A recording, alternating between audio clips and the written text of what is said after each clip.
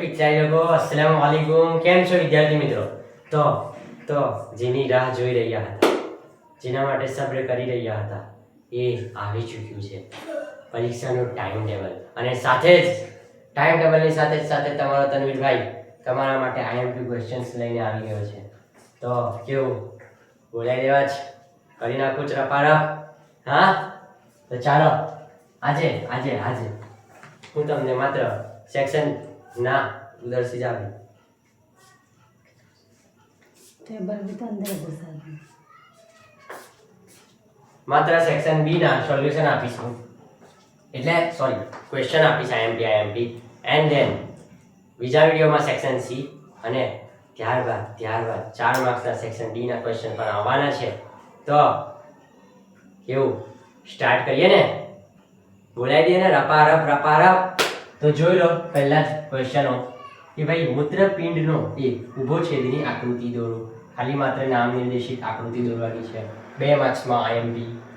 ત્યારબાદ આની સાથે આકૃતિની જ વાત આવી જ ગઈ છે, તો ભાઈ લખી લેજો એક માનવ શ્વસન તંત્રની આકૃતિ લખી લેજો.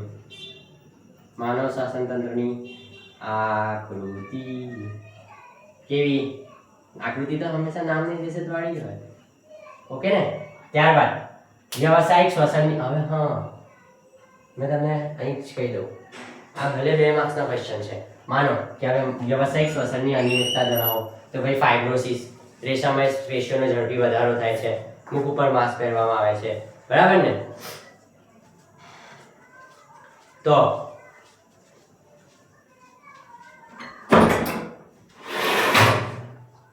બરાબર ને? તો મેં ફક્ત તમને એવું કહું કે ભાઈ શ્વસનની અનિયમિતતાઓમાં, વ્યવસાયિક શ્વસનની અનિયમિતતાઓ, તો ફક્ત એટલું નહીં વાંચવાનું, જરૂરી નહીં. આ આઈએમપી તો છે જ, 3 માં આઈએમપી છે, પરંતુ જે પેપર સેટર છે એને કંઈક મન થયું તો શાયદ એ એમ્ફીસેમા કાં તો દમ પણ પૂછી શકે છે, બરાબર ને? શ્વાસવાહિનીના દળને કારણે શ્વાસોચ્છ્વાસ સમયે અવાજ આવો, શ્વાસોચ્છ્વાસમાં તકલીફ થવી, એમ્ફીસેમા, ક્રોનિક રોગ, ધૂમ્રપાન મુખ્ય કારણ પૈકી એક, બરાબર ને? વારંવાર દીર્ઘ ઉથલો મારતો દીર્ઘકાલીન. યસ, કંઈક યાદ આવી રહ્યું છે. આ તો કંઈક સાંભળેલું લાગે છે, તમે કહો છો. Okay, fine. તો કમેન્ટમાં જણાવજો કે આ જે ક્વેશ્ચન આઈએમપી આપી રહ્યો છે એમાંથી તમારા કેટલા થયા છે, તમારા કેટલા બાકી છે, તમારા કેટલા યાદ થઈ ગયા છે. ઓકે, તો મતલબ કે મારું કહેવાનું એક તાત્પર્ય એવું છે કે મેં એક વસ્તુ કહું ને તેની આખી થિયરી યાદ જ કરી લેવાની. જેમ કે અહીં તમને કહું કે અનિયમિતતાઓ, તો જેટલી શ્વસનની અનિયમિતતાઓ છે ને 3 જ છે, તે 3 યાદ કરી જ નાખવાની, તો તમારે એક ક્વેશ્ચન જ પૂરો થઈ જાય. ભલે ને પછી ગમે જેવું પૂછાય, પેપર ફાડીને ના આવું મેં લખીને, ઓકે ને? ત્યારબાદ ટાઇડલ વોલ્યુમ તથા ટીવી તથા ટીએલસી, એટલે ટાઇડલ વોલ્યુમ અને ટોટલ લંગ કેપેસિટી વિશે જણાવો. તે જ મેં જેને કીધું તમને, ટીવી ટીએલસી પૂછાય, કાં તો ટીવી આરવી પૂછાય, રેસિડ્યુઅલ વોલ્યુમ બી પૂછાઈ શકે છે, ઓકે ને? તો ભાઈ શ્વસન કદ અને શ્વસન ક્ષમતા આખી થિયરી યાદ જ કરી લેવાની ને. ભલે 2 માર્ક્સમાં આવું પૂછાઈ શકે, હવે માનો ટીવી ને આરવી બી પૂછાઈ શકે ને. આઈએમપી છે, બધામાંથી આ વધારે આઈએમપી છે, મોટા ભાગે આ જ પૂછાય છે, પરંતુ બધી વખત નસીબ સરખું ના હોય. સમજી ગયા ને? તો ચાલો હવે આગળ કે શરીરની સૌથી મોટી ગ્રંથિ વિશે સમજાવો.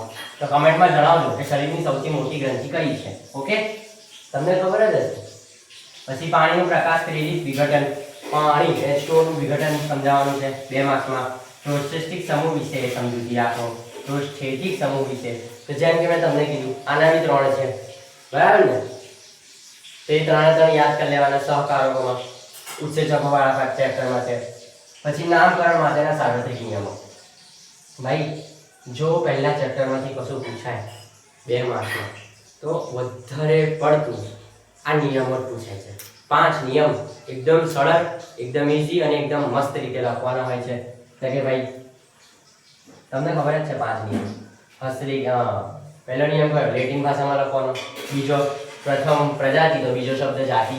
પ્રથમ અક્ષર મોટી લિપિમાં અને બાકીના બધા નાની લિપિમાં. ત્યાર 3 થઈ ગયા. ચોથો નિયમ ઇટાલિકમાં છાપવામાં આવે, એની હસ્તલિખિત હોય તો નીચે આડી લીટી. એન્ડ ધેન પાંચમો અને અંતિમ નિયમ એ છે કે ભાઈ વૈજ્ઞાનિકનું નામ છેલ્લે શમશીદમાં લખવામાં આવે છે, જેમ કે મેન્જીફેરા ઇન્ડિકા, એલ ડોટ કાં તો લીન ડોટ. ઓકે, ત્યારબાદ પૂર્ણ નામ આપો. ICBN, ICZN. ICBN એટલે international code for botanical nomenclature. ICZN એટલે international code for zoological nomenclature. એન. ઓકે, ચાલો હવે વ્યાખ્યાઓ. 2 માર્ક્સમાં વ્યાખ્યાઓ પૂછાઈ શકે. ઓળખ વિધિ અને નામકરણ. તો ઓળખ વિધિ એટલે કયો સજીવ કયા નામ સાથે સંકળાયેલો છે તેને ઓળખવાની ક્ષમતાને શું કહીએ છીએ આપણે? ઓળખ વિધિ. કયો સજીવ કયા નામ સાથે સંકળાયેલો છે તેને ઓળખવાની ક્ષમતા. ત્યારબાદ નામકરણ. ચોક્કસ નિયમોને અનુસરીને નામ આપવાની પદ્ધતિને નામકરણ કહે છે. ચાલો જલ્દી પટાઈ દઈએ. ત્યારબાદ ટૂંક નોંધ લખો. કુડમલી લીવરવોર્ટમાં આવે છે. યસ ને, રાઈટ ને? તો કુડમલી વિશે લખવાનું. પ્રજનનમાં હેલ્પ કરે, ઉપધાન્ય વિકસાવે છે. ત્યારબાદ મૂળના વિવિધ પ્રદેશો દર્શાવતી નામ નિર્દેશનયુક્ત આકૃતિ દોરો. તો ભાઈ મૂળના વિવિધ પ્રદેશો છે 3 5 યાદ રાખી લેવાનું. મૂળભૂત, મૂળરૂમ, વદનશીલ પ્રદેશ, પરિપક્વ પ્રદેશ અને છેલ્લું 5મું કમેન્ટ કરજો. ત્યારબાદ ન્યુક્લિક એસિડ વિશે માહિતી આપો. ન્યુક્લિક એસિડ વિશે પણ 2 માર્ક્સમાં પૂછાઈ શકે છે. ત્યારબાદ વૃદ્ધિ નિયામક તરીકે ઇથિલિનની અસરો. હા, અહીં 5 અંતઃસ્ત્રાવો જણાવજો. અહીં 5 અંતઃસ્ત્રાવો તમે જણાવજો. હા સોરી, 5 અંતઃસ્ત્રાવ છે ને વનસ્પતિના, એ 5 અંતઃસ્ત્રાવ યાદ કરી લેવાના, બરાબર ને? 5 માંથી કોઈ પણ 2 માર્ક્સમાં બી પૂછાય, કાં તો સદાબહાર અંતઃસ્ત્રાવ. પછી 3 માર્ક્સમાં બી પૂછાય, 4 માર્ક્સમાં બી ના, 4 માર્ક્સમાં મોસ્ટ ઓફ નહીં પૂછતા, બરાબર? હવે કઈ નહીં. અચ્છા, GFR ના નિયમનમાં જે જીવનો ફાળો. GFR ના નિયમમાં જે નો ફાળો. પછી સાઇનોવલ સાંધાઓ. સાંધાઓના 3 પ્રકાર યાદ કરી લેવાના, કોઈ પણ એક પૂછાય. મોસ્ટ ઓફલી સાઇનોવલ સાંધાઓ 2 માર્ક્સમાં પૂછાય છે. પાછા સાંધાઓના પ્રકાર 3 માર્ક્સમાં કે 4 માર્ક્સમાં પૂછાય છે. 3 માર્ક્સમાં પૂછાય છે તંતુમય સાંધાઓ અને સાઇનોવલ સાંધાઓ. અને ત્રીજું તમે કમેન્ટ કરજો. પ્લાસ્ટિસિટી એટલે શું? યોગ્ય ઉદાહરણ સાથે સમજાવો. પ્લાસ્ટિસિટી એટલે શું? યોગ્ય ઉદાહરણ સાથે સમજાવો. તો કે ભાઈ વનસ્પતિ પર્યાવરણ પ્રત્યેની પ્રતિક્રિયા આપવા વિવિધ પરિપથોને અનુસરે છે, એટલે કે તે વિવિધ સ્તરની રચના બનાવે છે. તેને આ ક્ષમતાને આપણે પ્લાસ્ટિસિટી કહે છે. ઉદાહરણ તરીકે કોથમીર, પછી શું આવે, બટરકપ વગેરે આવે ને, કે ભાઈ પર્ણોનો આકાર વિભિન્ન હોય, જલીય વસવાટ સ્થલીય વસવાટમાં અલગ અલગ હોય, રાઈટ? ત્યારબાદ શું હતું? તફાવત સમજાવો. મજ્જિત ચેતાસ અને અમજ્જિત ચેતાસ, બરાબર ને? મજ્જિત ચેતાસ અને અમજ્જિત ચેતાસનો તફાવત આપો. ત્યારબાદ કહીએ માનવ શરીરમાં સંકટ સમયના અંતઃસ્ત્રાવો તરીકે ઓળખાતા અંતઃસ્ત્રાવોના નામ જણાવી તેના કાર્ય જણાવો. માનવ શરીરમાં અંતઃસ્ત્રાવો, સંકટ સમયનો અંતઃસ્ત્રાવ કયો? મને કહેજો જરા, એ બી. ત્યારબાદ થાઇરોઇડ અંતઃસ્ત્રાવનું મહત્વ સમજાવો. થાઇરોઇડ અંતઃસ્ત્રાવનું મહત્વ. થાઇરોઇડ અંતઃસ્ત્રાવ વિશે લખવાનું છે 2 માર્ક્સમાં. છેલ્લો કે ઓક્સિજન વિયોજન ચક્ર વ્યાખ્યાયિત કરો. એ શા માટે સિગ્મોઇડ હોય છે? ઓક્સિજન વિયોજન ચક્ર કેવો હોય? અસલમાં ઓક્સિજન વિયોજન ચક્ર એવો હોય ને, એસાકરનો એવો હોય, એસાકરનો. તો ભાઈ એ શા માટે સિગ્મોઇડ હોય છે એને વ્યાખ્યાયિત કરવાનું છે. તો ચાલો આપણે જઈએ બીજા ક્વેશ્ચન પર.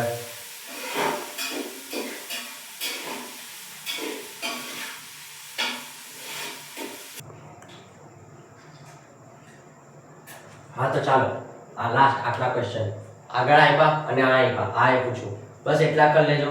ઇન્શાલ્લાહ સેક્શન બી તમારું ક્લિયર થઈ જશે. મેં જેવી રીતે કીધું, જો એવી રીતે કરશો તો પછી કમ્પ્લીટ જ થઈ જશે, બરાબર ને?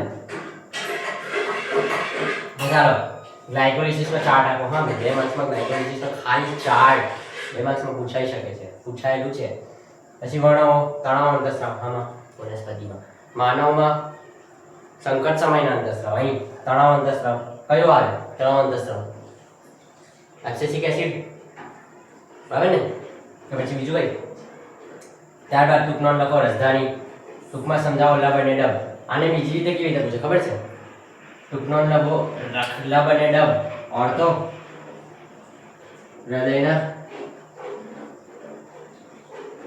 અવાજો, હા, હૃદયના અવાજો.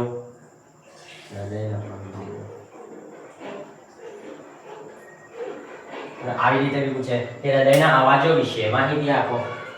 ત્યારબાદ ફૂગના લિંગી ચક્રના તબક્કા વર્ણવો. દ્વિદળી અને એકદળી વાયુરંધ્રની નામ નિર્દેશન યુક્ત આકૃતિ દોરો.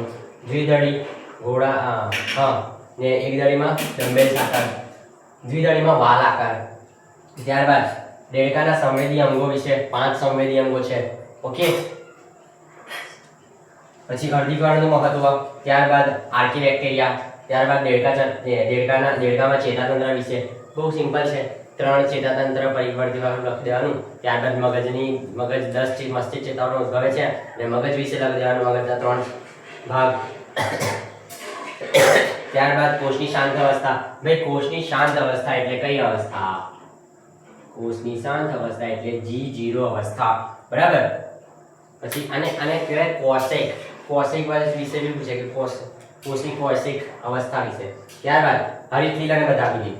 હરિત લીલ, બદામી લીલ, ક્લોરોફાઇસી, ફિયોફાઇસી અને રોડોફાઇસી. આ 3 લીલ કરી જ નાખવાની. શું કીધું? કરી જ નાખવાની. ત્યારબાદ હા, તફાવતની વાત આવી જ છે.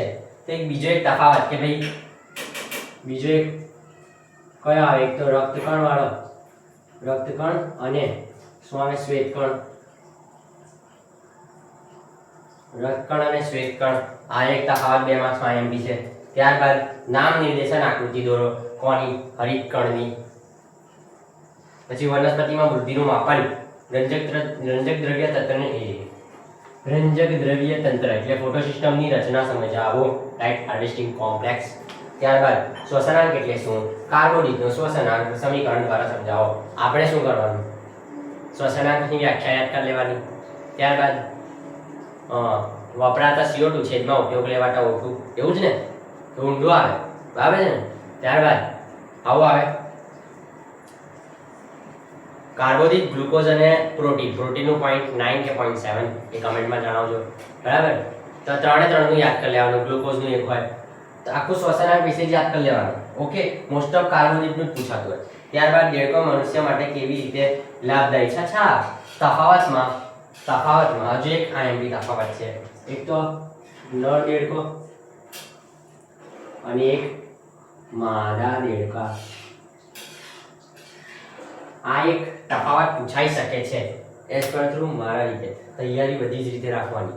તો પેપરમાં કેવું હોય? ભૂક્કા બોલાય નહીં. અચ્છા, ત્યારબાદ ટૂંકનોંધ લખો. લાઇસોઝોમ વિશે ટૂંકનોંધ લખવાની છે. બસ આટલા જ સેક્શન બી માટે બસ આટલા જ ક્વેશ્ચન કરવાના છે. અને મેં જેવી રીતે કીધા છે એવી રીતે કરજો. ઓકે, તો લે બેટા સ્ક્રીનશોટ લે બેટા સ્ક્રીનશોટ લે રે. પેલા આગળના કહેવાનું ભૂલી ગયો કે સ્ક્રીનશોટ લઈ લેજો. સ્ક્રીનશોટ લઈ જ લેવાનો ક્વેશ્ચનનો. એમ મેં કહું કે લઈ લો તો લઈ લેવાનું. ત્યારબાદ जानी पेपर क्रैक करेंगे भी और ज़रूर क्रैक करेंगे, लेकिन पेन भी हमारी होगी, आंसर शीट भी हमारी होगी और वक्त भी हमारा होगा. ચાલો મળીએ બીજા લેક્ચરમાં સેક્શન સી માટે. ત્યાર સુધી કરો વેઇટ અને ત્યાર સુધી કરો આ ક્વેશ્ચનની તૈયારી અને કમેન્ટમાં જણાવજો કે તમે કેટલા ક્વેશ્ચન યાદ કરી લીધા છે, કેટલા ક્વેશ્ચન તમને યાદ છે અને કેટલા જ બાકી છે. હવે ફટાફટ તૈયારી ચાલુ કરી દો. પરીક્ષા આવતા તમારું બાયોલોજી કડકડાટ કરી નાખવાનું છે. બીજા વિષયના પણ IMP ટોપિક્સ આવશે જ આવી જ રીતે. તો તૈયાર થઈ જાઓ અને કરી દો ચેનલને સબસ્ક્રાઇબ. ચાલો મળીએ.